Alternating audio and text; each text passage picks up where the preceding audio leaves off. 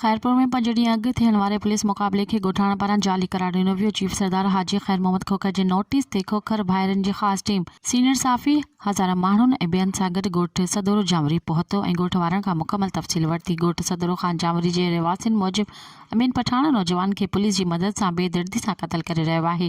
तशद्दुद नतीजे में हिकु ॼणो मौक़े ते ई मारिजी वियो। ॿिए नौजवान खे अमीन पठाण सिधी गोली हंई जेका सीने में लॻी, जेको मौक़े ते ई फौत थी वियो।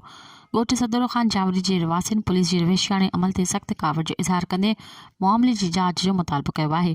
मक़तूल नौजवान जे वारसनि खे मुकमल मालूमात मिलण बाद सिंध जो वॾो वज़ीर IG सिंध हाई कोर्ट खां नोटिस वठण जो मुतालबो कयो आहे। खैरपुर जी साफ़ियुनि सां गॾु सरदार जी टीम ऐं मुल्क बदरुद्दीन खोखर, मुश्ताक नवाज़ खोखर, अख्तर अली खोखर ऐं AG खोखर शामिल हुआ। मज़ीद ख़बरनि ऐं तफ़सीलात लाइ विज़िट कयो असांजी वेबसाइट www.awamiNewsHD.com ऐं ॾिसंदा रहो अवामी न्यूज़ HD।